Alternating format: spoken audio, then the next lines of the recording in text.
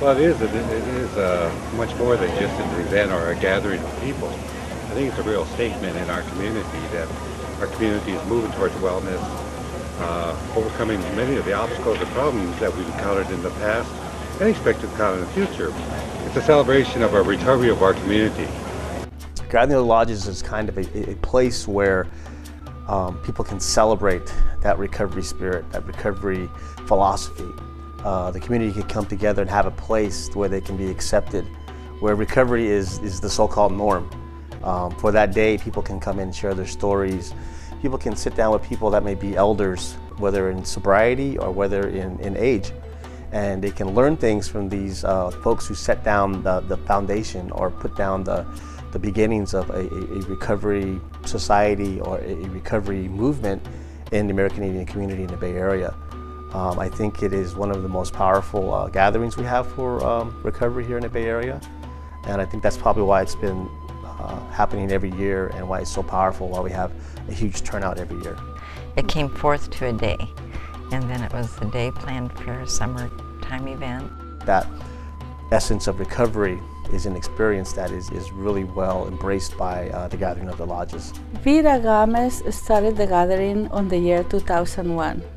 She started because she believed in recovery. She was in recovery herself, and she knew that what important was to people to be recognized the effort of changing their life, doing the Gathering of the Lodges every year. And it's a day to honor and celebrate, and sometimes to encourage others.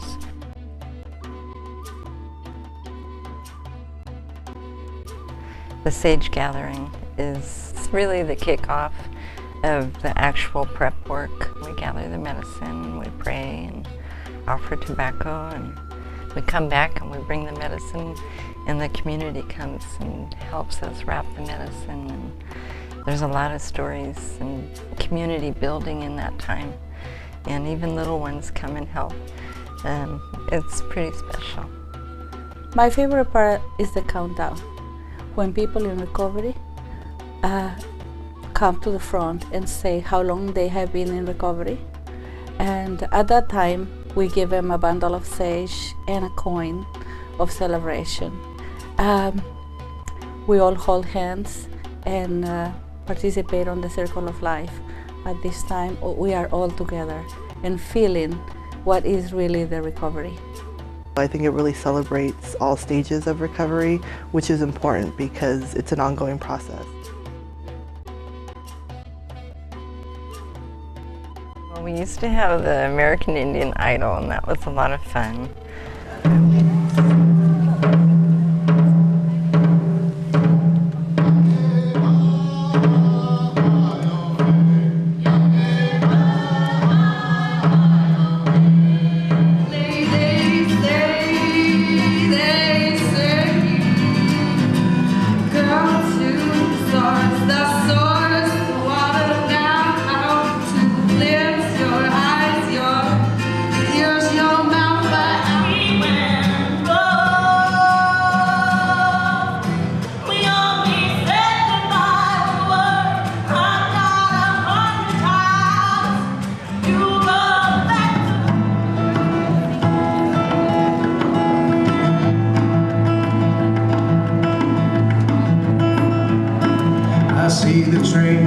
Laughter is medicine, and we have a pretty good community of comedians or jokesters, and being silly is part of the fun of healing.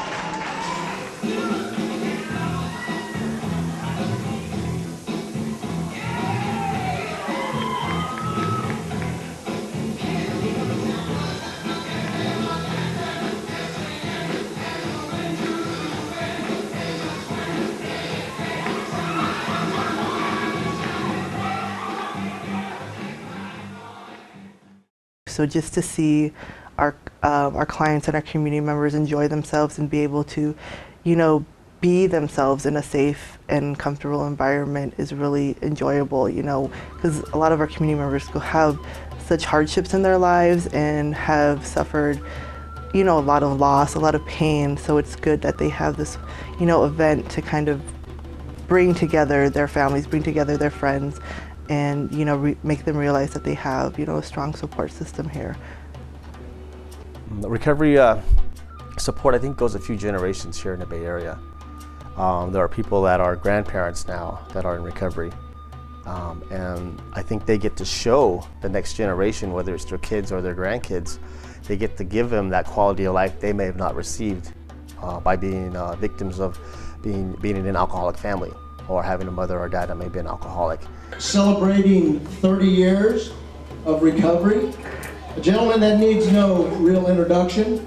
I think just about everybody in this room knows this man. Martin Wakazu, why don't you come on up, 30 years. Well, they tell you one day at a time, and they're right. One day at a time. So for 30 years, it's been one day at a time. For those of us that have 30 years, or 20 years, or 10 years, or 5 years, our responsibility and our obligation is to take care of those behind us. Those of you who are in the first day of recovery, the first week of recovery, the first month of recovery, the first year of recovery. If you're Cheyenne, Lakota, Yurok, Pomo, Pima, Navajo, whatever tribe you come from, you have a responsibility to those new residents and new clients coming into the program.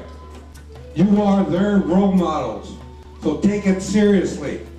We are losing too many of our people to alcohol and drugs. That has to end. And that ends with each and every one of you. That gift of sobriety allowed me to see my great grandchildren, allowed me to see my grandchildren grow up. It allowed to see my children successful. I have 2 children who are his great-grandchildren, and I kind of got a scary thought in thinking if he would have never walked through those doors 30 years ago, how different my life would be today. And that's 7 years before he even knew I was going to be coming. And so because my grandpa walked through those doors 30 years ago, I had a better life than my mom does. Looking at my kids, they have a better life than I did. And it continues the cycle, and not to put any pressure on you guys, but the choice to come in here, when you guys made that choice, you don't realize it, but it is affecting generations to come. Your grandchildren, your great-grandchildren, whether you're expecting them yet or not, you're affecting them with the choices you make today. So, I'm proud of you, Grandpa, and congratulations. This year, Sam English is going to be our keynote speaker, and he's very creative in healing and helping those to bring out their creativity in the arts, and that's my hope, is more people will be introduced to art as a way of healing. And just in hearing his story and seeing how far he's come from where he came from, it is possible. I've worked at nonprofits and doing substance abuse counseling for 40 years, and the community here is excellent. It's a recovery support community. People help one another. There's a lot of people helping people from the heart. Vida was a Native woman from Oregon. She was an amazing woman, a strong advocate for her community, a warrior woman. She was a tough lady. She was solid, powerful, never tired to help others, and she was a true leader. She made me laugh a lot of time. She was my friend, my teacher, my supervisor. She taught me a lot of good things. You can't say Gathering of the Lodges without thinking of her or bringing her up. So I think this is the time of year when a lot of us reflect on her impact on the health center, and it's a positive impact. She had a way about her, and she was gentle, but her strength was very direct and inviting and encouraging. and she was a lot of fun. And I think part of her strength was the fun that she could bring with very serious life or death situations. Now that we've had the event without her for a couple of years now, it's the fact that it's still going on, I think, is because of her, you know, and because of her impact on us and on the community.